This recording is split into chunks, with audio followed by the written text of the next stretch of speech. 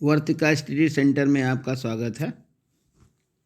आज के सेशन का पहला क्वेश्चन, वैद्युतशीलता एप्सिलॉन नॉट चुंबकशीलता म्यू नॉट के माध्यम में चुंबकीय तरंग का वेग होगा।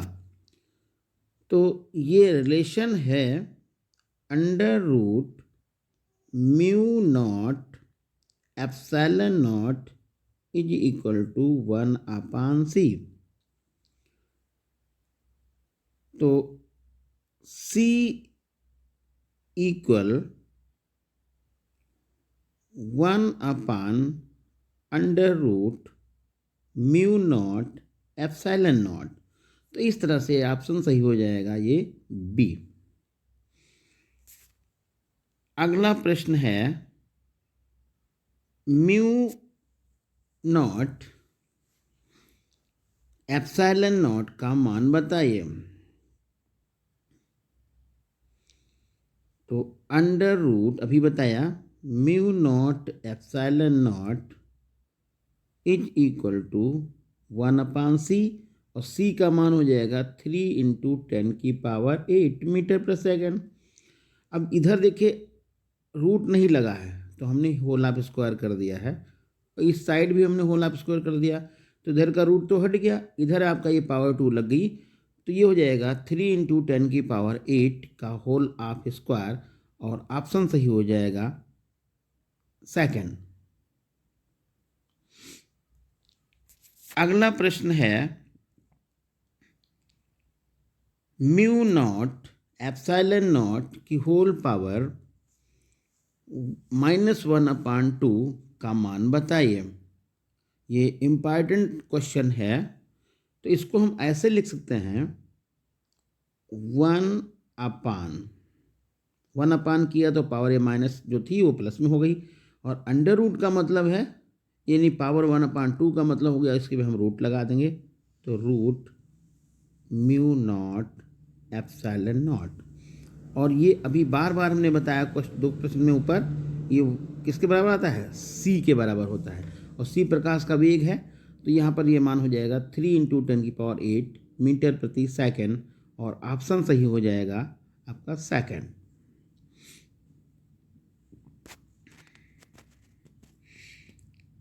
अगला प्रश्न है, under root mu not upon epsilon not का मात्रक बताइए। ये प्रश्न इम्पॉर्टेंट प्रश्न है, थोड़ा टेक्निकल है, इसको ध्यान रखना है। तो म्यू नॉट का जो मात्रक है वो होता है न्यूटन प्रति एम्पियर स्क्वायर, और फिर देखिए यहाँ पर 1/एप्सिलॉन नॉट है, तो 1/एप्सिलॉन नॉट का मात्रक होगा न्यूटन मीटर स्क्वायर प्रति कूलाम स्क्वायर।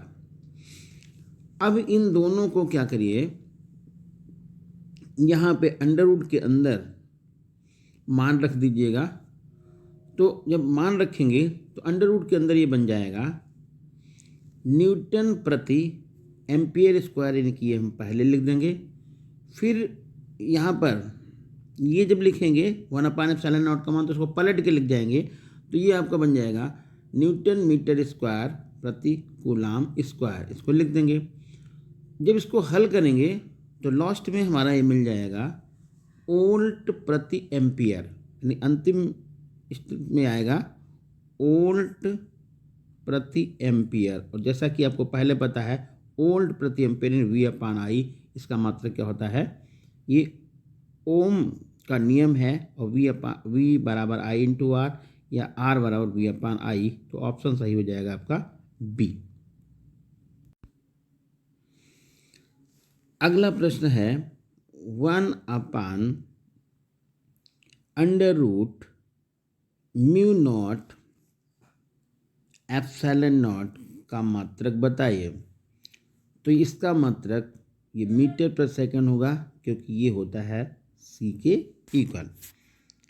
अगला प्रश्न, दो चुंबकीय बल रेखाएं, तो दो चुंबकीय बल रेखाएं कभी भी एक दूसरे को नहीं काट सकती हैं, और ऑप्शन सही होगा आपका ये सी। चुंबकीय क्षेत्र का मात्रक है, चुंबकीय क्षेत्र का मात्रक है वेबर प्रति मीटर स्क्वायर, और ऑप्शन सही हो जाएगा बी। अगला क्वेश्चन, गतिशील आवेश उत्पन्न करता है, तो गतिशील आवेश चुंबकीय क्षेत्र और वैद्युत क्षेत्र दोनों उत्पन्न करता है। अगला प्रश्न है, एक चुंबकीय क्षेत्र उत्पन्न किया जा सकता है, एक चुंबकीय क्षेत्र उत्पन्न किया जा सकता है, तो चुंबकीय क्षेत्र उत्पन्न किया जा सकता है केवल गतिमान आवेश द्वारा, केवल बदलते वैद्युत क्षेत्र के द्वारा, और ऑप्शन है सी ए तथा बी दोनों के द्वारा।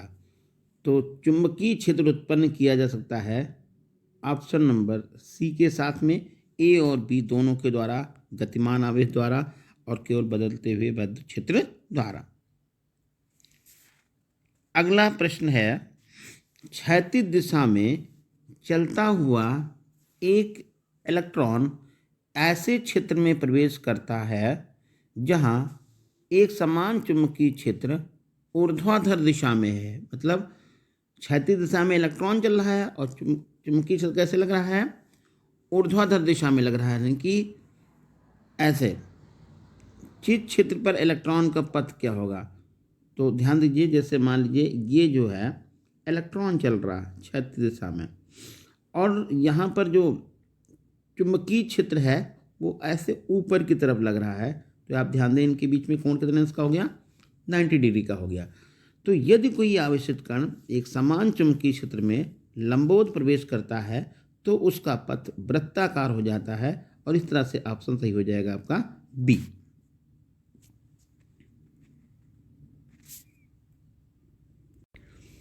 अगला प्रश्न है, किसी एक समान चुंबकीय क्षेत्र में एक इलेक्ट्रॉन अथवा कोई भी आवेशित कण लंबवत प्रवेश करेगा तो इलेक्ट्रॉन का पथ वृत्ताकार हो जाएगा।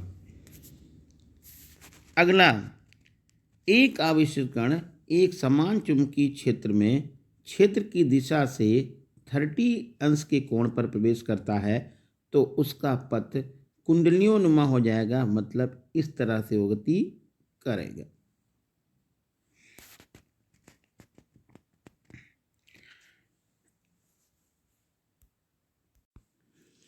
अगला प्रश्न है, m द्रव्यमान का कण जिस पर q आवेश है एक समान चुंबकीय क्षेत्र v के लंबवत v वेग से प्रविष्ट करता है, पथ की त्रिज्या होगी, तो फार्मूला होता है r बराबर mv अपान q इंटू बी। r बराबर mv अपान q इंटू बी, और ऑप्शन सही हो जाएगा आपका ये डी।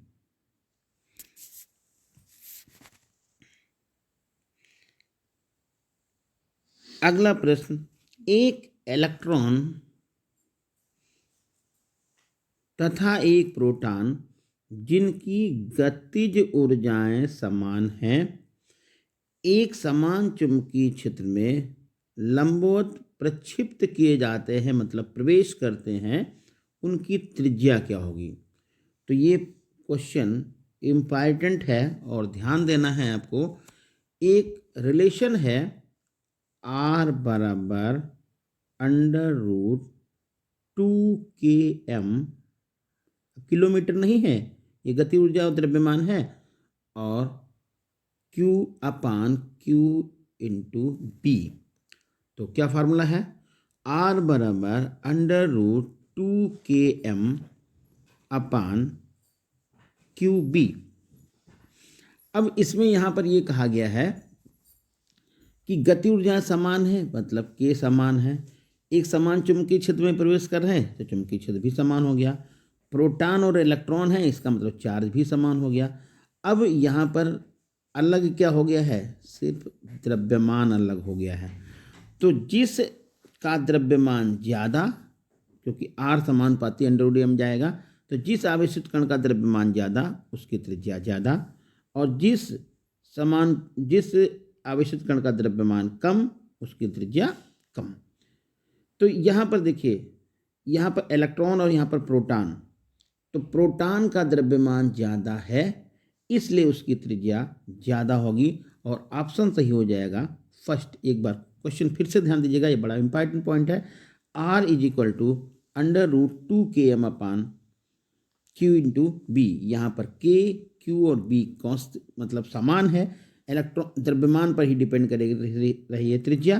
तो R समानुपाती √m, प्रोटॉन का द्रव्यमान इलेक्ट्रॉन के द्रव्यमान से अधिक है, इसलिए इसकी जो है त्रिज्या अधिक होगी।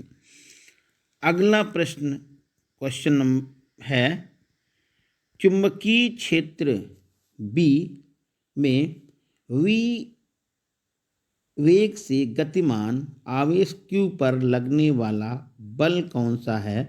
तो देखिए, वैसे तो फार्मूला आपने पढ़ा, F बराबर QVB साइन थीटा, लेकिन यहाँ पर वेक्टर फॉर्म में आपसे पूछा है तो ऑप्शन सही हो जाएगा C, कैसे Q और ब्रैकेट में V vector cross B vector. Question number next है, इंपॉर्टेंट क्वेश्चन है, चुंबकीय क्षेत्र B के समांतर V चाल से गतिशील आवेश Q पर चुंबकीय क्षेत्र के कारण कितना बल लगेगा। तो ये बात ध्यान रखिएगा, फार्मूला आपको बता दिया गया है। यदि कोई आवेशित कण एक समान चुंबकीय क्षेत्र में प्रवेश करता है तो उस पर बल लगता है QVB साइन थीटा, यह बराबर QVB साइन थीटा। तो यहाँ पर ये समांतर प्रवेश कर रहा है, मतलब थीटा की वैल्यू कितनी जा रही है, 0 जा रही है, और साइन 0 का मान 0 होता है, इसलिए जो उस पर लगने वाला बल आएगा वो कितना आएगा, 0 आएगा। अगला प्रश्न, चुंबकीय क्षेत्र B के लंबवत V वेग से चलने वाले Q आवेश पर लगने वाला बल बताइए। तो सीधा सीधा फार्मूला आपको पता है, F बराबर QVB। अब यहाँ पर साइन थीटा को हटा दिया गया तो आप साइन थीटा को भी हटा दीजिएगा, और ये सही हो जाएगा आपका ऑप्शन नंबर फर्स्ट।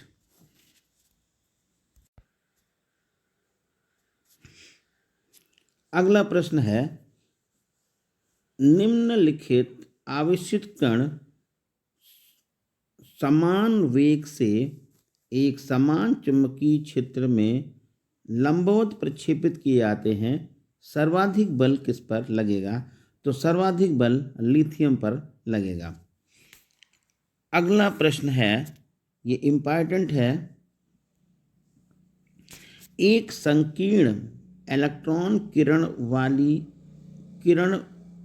किरणावली वैद्युत क्षेत्र E = 3 × 10⁴ वोल्ट प्रति मीटर तथा उसी स्थान पर आरोपित चुंबकीय क्षेत्र B = 2 × 10⁻³ वेबर प्रति मीटर स्क्वायर से अविचलित निकल जाती है, मतलब सीधी निकल जाती है, उस पर कोई बल नहीं लग रहा है। इलेक्ट्रॉन की गति, वैद्युत क्षेत्र एवं चुंबकीय क्षेत्र तीनों परस्पर लंबवत हैं, तो इलेक्ट्रॉन की चाल बताइए। ध्यान दीजिएगा, यहाँ पर एक फार्मूला आपको ये ध्यान रखना है, C = E/, बी। वैसे ये फार्मूला आपने ऐसे पढ़ा है ई नॉट अपॉन बी नॉट, ऐसे भी कर सकते हैं। तो यहाँ पर ये हो जाएगा 3 इंटू 10⁴ अपॉन 2 इंटू 10⁻³ तो ये 3 इंटू 10⁴ लिखा है और 2 इंटू 10⁻³ लिखा है। ये कट जाएगा तो 1.5 चला जाएगा, ये पावर ऊपर चली जाएगी तो 7 हो जाएगी। तो 1.5 इंटू 10⁷ मीटर प्रति सेकेंड, और इस तरह से ऑप्शन चला जाएगा आपका ये सी सही।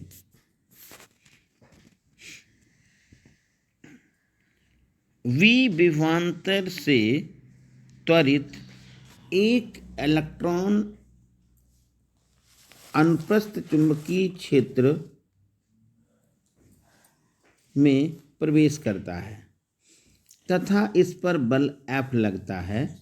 यदि विभवांतर दुगना हो जाए तो इलेक्ट्रॉन पर कितना बल लगेगा वो आपको निकालना है। ये सवाल थोड़ा सा मुश्किल है और इम्पॉर्टेंट निशान लगाइए, ध्यान दीजिएगा कैसे लगाएंगे। वी विभवांतर से त्वरित एक इलेक्ट्रॉन अनुप्रस्थ चुंबकीय क्षेत्र में प्रवेश करता है तो उस पर बल F लगता है।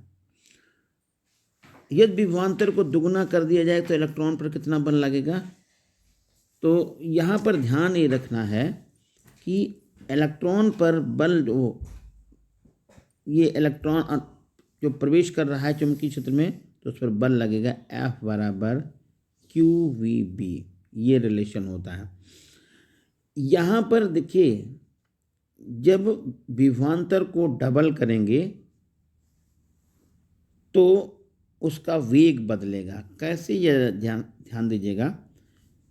फार्मूला आपको पता है, half mv² is equal to Q into v. यहाँ पर वेग है v² और यहाँ पर पोटेंशियल डिफरेंस है v।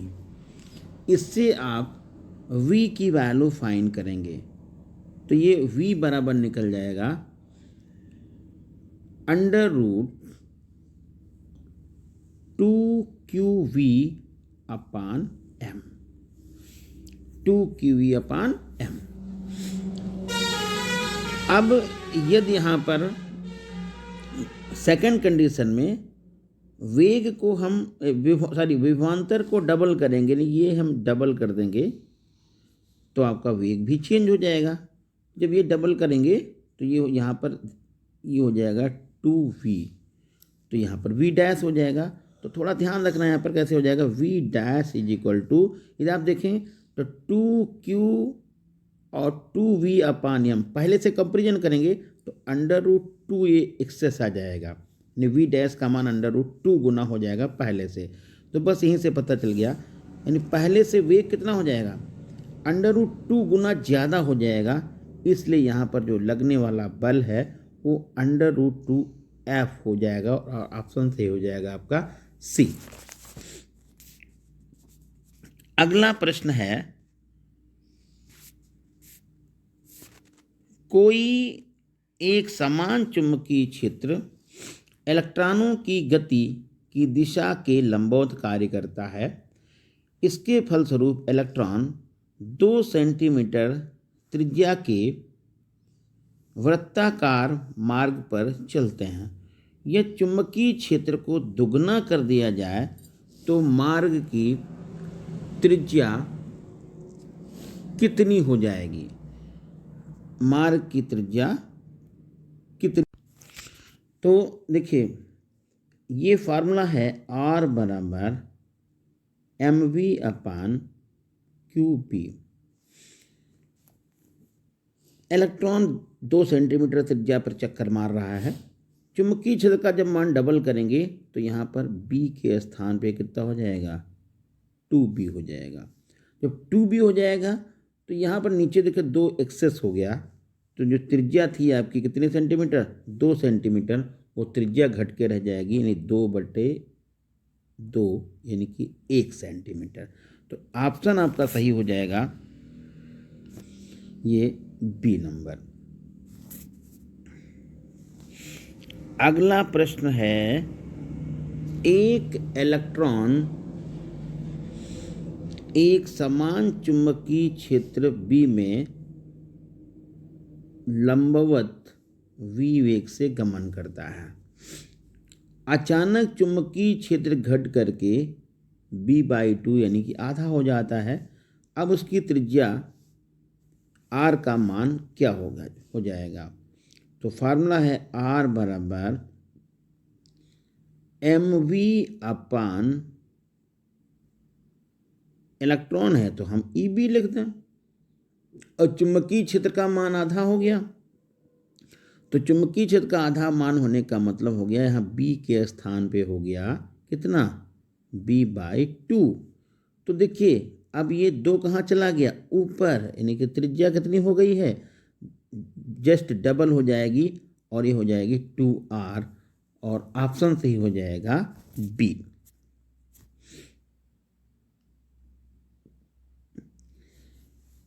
एक प्रोटॉन व अल्फा कण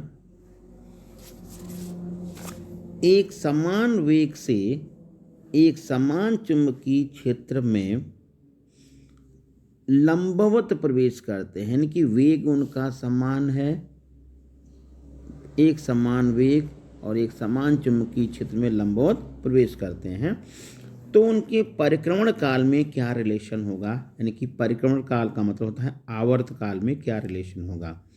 तो पहले त्रिज्या देखिए, r बराबर mv अपान qb, ये संबंध होता है, r बराबर mv अपान qb।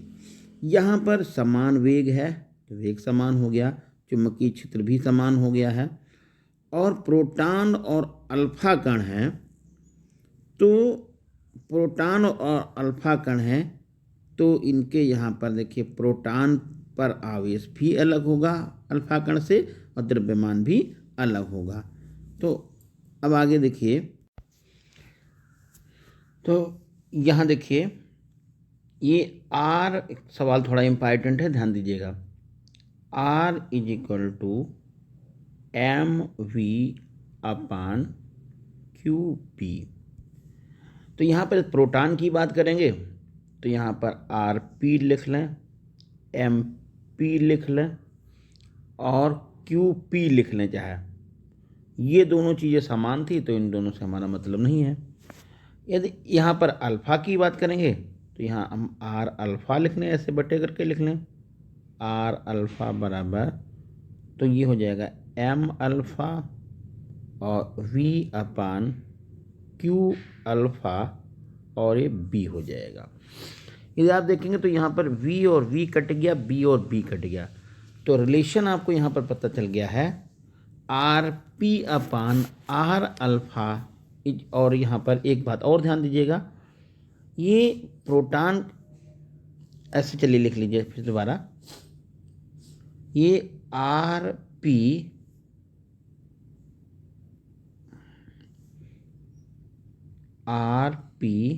अपान r अल्फ़ा बराबर, ये हो जाएगा, जो काटने के बाद बचा वो बचेगा mp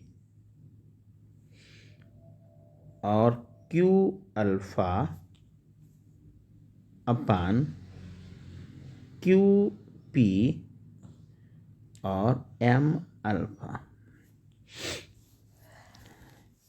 प्रोटॉन का जो द्रव्यमान है और अल्फ़ा कण का द्रव्यमान, इसमें रिलेशन ये होता है कि अल्फ़ा कण का द्रव्यमान प्रोटॉन के द्रव्यमान का 4 गुना होता है, और जो आवेश होता है वो डबल होता है।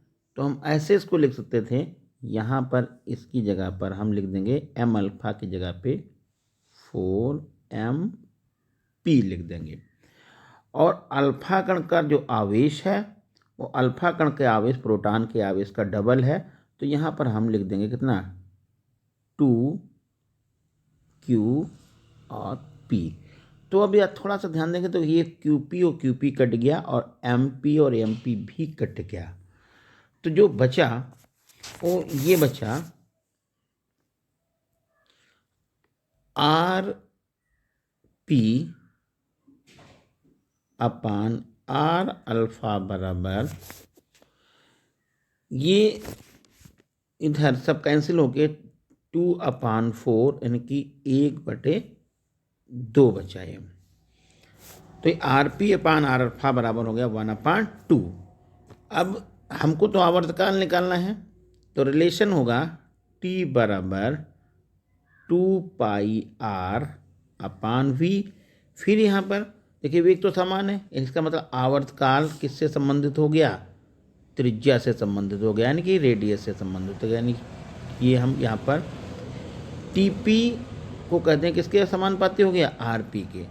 तो यहाँ पर हो जाएगा T1 अपान, या T1 कहें यहाँ, या तो हम TP लिख लें या तो T अल्फ़ा लिख लें, बराबर हो जाएगा त्रिज्या के समानुपाती यानी कि RP अपान आर अल्फ़ा। और RP और आर अल्फ़ा के मान आपने 1/2 निकाल लिया है। तो इस तरह से ये रिलेशन आपको पता चला, प्रोटॉन का आवर्तकाल और अल्फ़ा का आवर्तकाल, यानी जिसको यहाँ पर T1 और T2 के रूप में कहा गया है 1/2। और ये रिलेशन आपको मालूम हो गया TP अपान T अल्फ़ा या T1 अपान T2 बराबर 1/2। और ऑप्शन सही हो जाएगा C। और ये ठीक है, ये रहा आज का सेशन। और अच्छा, एक क्वेश्चन और शेष बचा है, ये भी नोट कर लीजिए। यदि आवेशित कण का वेग दुगना और चुंबकीय क्षेत्र का मान आधा कर दिया जाए तो आवेश के मार्ग की त्रिज्या क्या होगी। तो R = mv अपान qb लिखा है। आवेशित कण के वेग को डबल किया गया, यानी वेग को हमने यहाँ पर क्या कर लिया है, 2v कर लिया है। और चुंबकीय क्षेत्र का मान क्या कर दिया गया है, चुंबकीय क्षेत्र का मान आधा कर दिया गया है, मतलब यहाँ पर b/2 कर दिया गया है। तो देखिए ये 2 और 2 मिलके 4 हो गया, 4 फालतू हो गया, एक्सेस हो गया, तो त्रिज्या हो जाएगी जस्ट 4 गुना, और ऑप्शन सही हो जाएगा आपका C। तो ये था आज का सेशन, उम्मीद है आपको पसंद आया होगा। धन्यवाद।